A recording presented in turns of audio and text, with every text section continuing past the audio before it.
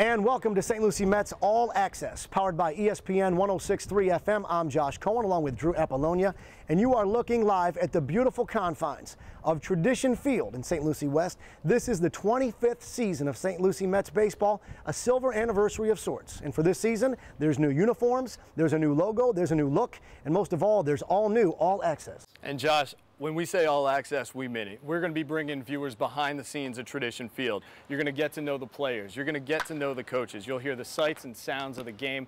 You'll really have a new look, a new perspective, and a new appreciation for everything that goes into the St. Lucie Mets organization. But before we get too much into this season, we have to look back at last year, 2012, a season of records of sorts. 49 victories by the break, the most ever in St. Lucie Met history. 83 victories for the season, their best year ever, and good enough for first-year skipper Ryan Ellis to garner Florida State League Manager of the Year accolades. But all that wasn't enough, as an early, unexpected playoff loss came in the first round to the Jupiter Hammerheads, and clearly that's something that these Mets are building upon. And yeah, Josh, last year's early exit from the playoffs was a huge disappointment for the Mets here, especially when you consider they topped the Hammerheads in the South Division standings by 9.5 games. But as we look at what the St. Lucie Mets were in 2012, they were balanced top to bottom. You talk about pitching, led the Florida State League in ERA. Offensively, this team was a powerhouse, and I mean that term literally. 106 home runs, best in the league. You have guys like Corey Vaughn, 23 home runs, second best in the Florida State League. He's now gone to Double-A Binghamton. There he's joined by guys like Wilfredo Tovar, Cesar Puello, Alonzo Harris, guys that were a huge part of this offense in 2012. Not to mention Wilmer Flores, number 5 overall prospect in the Mets organization, came through St. Lucie with great offensive success. He's now tearing up Triple-A Las Vegas, hitting right around 300 to start the season. Pitching, you had Rafael Montero and Corey Mazzoni, 2 aces that mowed down hitters in the Florida State League, now off to great starts in Double-A Binghamton as well. It's going to be tough to top what was done on the field for St. Lucie in 2012, not because this team's not capable of it, simply because 2012 was one of the best years in St. Lucie Mets history. And as we shift the focus now back to this season, this is a ball club that came out swinging. Winners of 4 consecutive over the Jupiter Hammerheads, avenging that playoff exit, 2 at home and 2 on the road. And they're really built on pitching. 5 starters on opening day in this organization, named by MLB.com, is among the 20 top prospects in all of the Mets organization.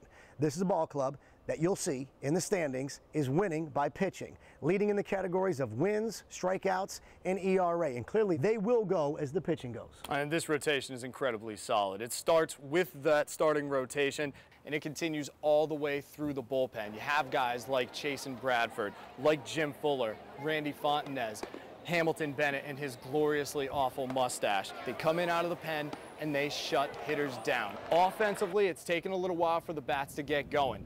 Coming out of the gate, first 6 games, averaging right around 3 runs. But following that, the next 5 games, averaging over 7 runs a game. Now, they're not going to have the long ball like they did last year, but guys like Dustin Lawley are starting to get going. Home runs in back-to-back games, including a big grand slam in their 13-run outburst against Charlotte, certainly helping.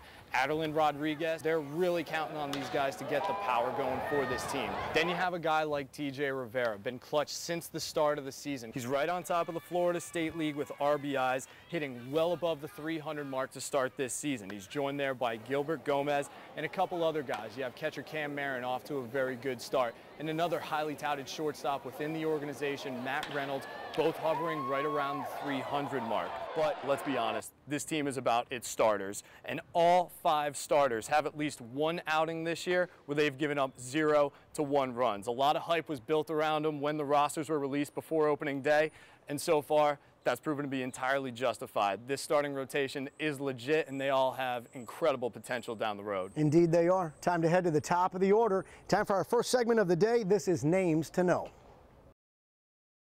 The staff as a whole, these guys are unbelievable. Noah Syndergaard. Power pitcher with a pretty decent fastball control. Guy's got an electric fastball. He's got pretty good velocity on it. It's around 94, 95.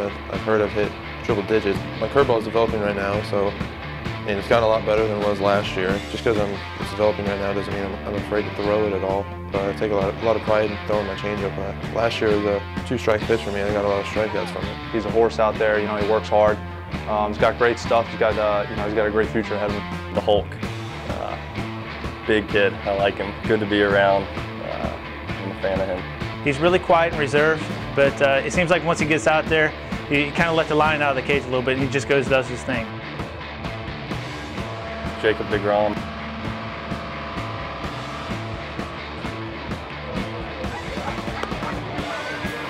Silent assassin. You see a guy up there with a nice loose arm angle, and then that ball gets on you in a hurry. You know, I'm kind of new to pitching. I played shortstop in college, and then halfway through my junior year is when I started pitching. Then I got drafted as a pitcher and got hurt. I did rehab with Johan, and he taught me a couple things. Just being around the guy who's been in the big leagues for a while, you know, you can learn from them pretty quick. And hopefully people see that I'm a competitor and, you know, try to win every game.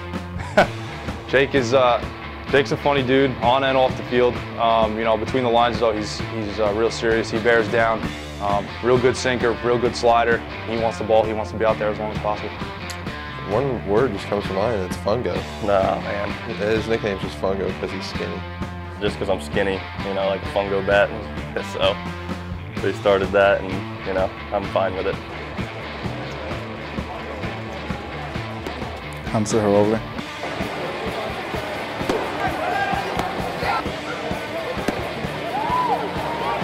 The first thing that comes to mind is competitor. Mixes his stuff well. He'll throw any pitch in any count. He's not afraid to do it. Run that fastball up there, 95. Real good changeup, real good slider as well. Not afraid to come in up in under their hands and stuff, and you know, brush them back. Robles is a tough one because he really doesn't say too much.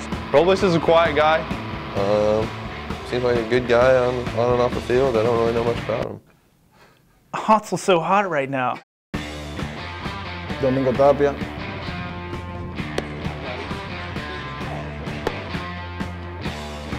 Another horse, man. He wants to be out there. He wants the ball, and he'll be out there all night. Also throws hard with tremendous movement. He's really coming into his own, and you're starting to see how he's starting to pitch the hitters. He was really raw, you know, a couple years ago, and now he's starting to, you know, realize how to set guys up and how to make his pitches work even better. Louis Mateo. Bulldog. Throws hard and got a really good slider.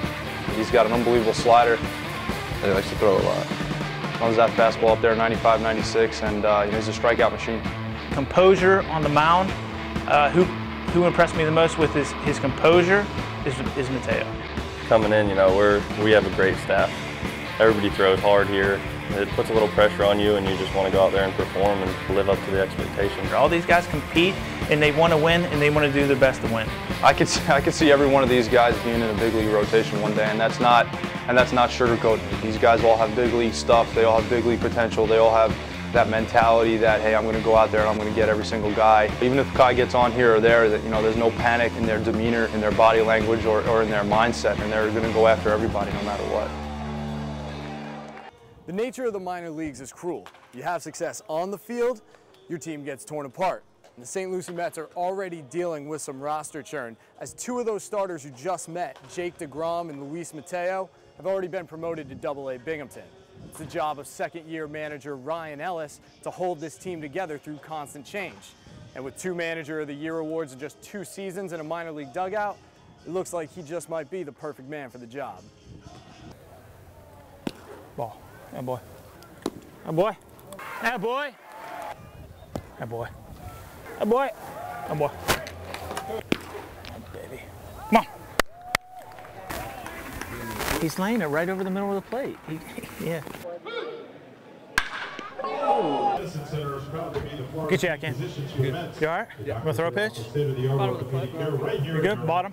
All right. All right. It's good enough for me. Ah.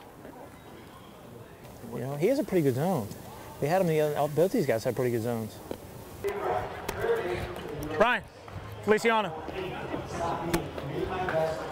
Let's go, come on, hand it out. God, that sinker, it's hard. Yes. Yes.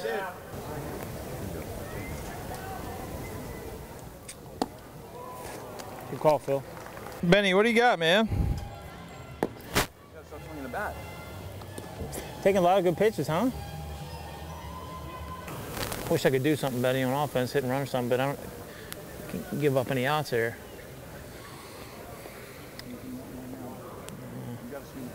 Got to.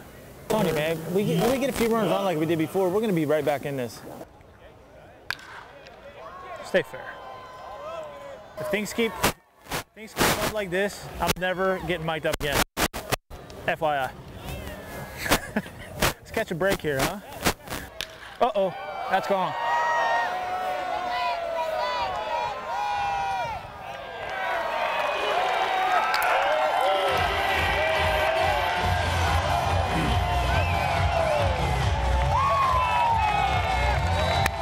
Hey, boy. You got a lot of room. Hey, a lot of room. On the swing.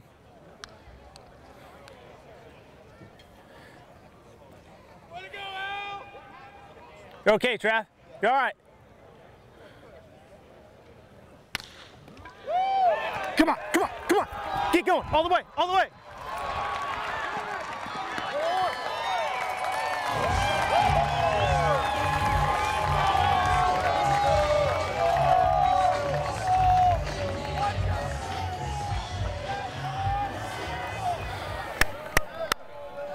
Hi, boy.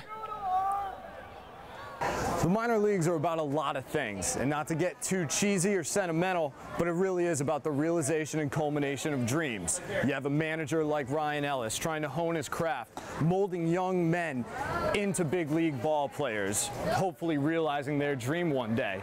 But it doesn't end there here at Tradition Field.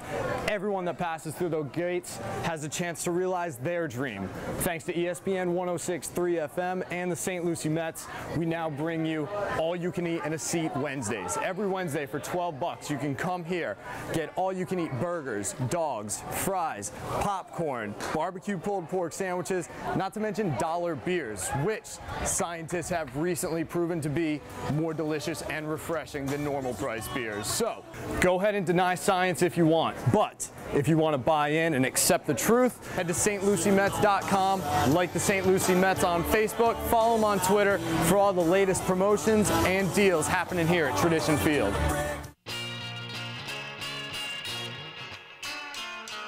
That's going to do it for us here on St. Lucie Mets All Access with ESPN 106.3. We'll see you next time here at Tradition Field.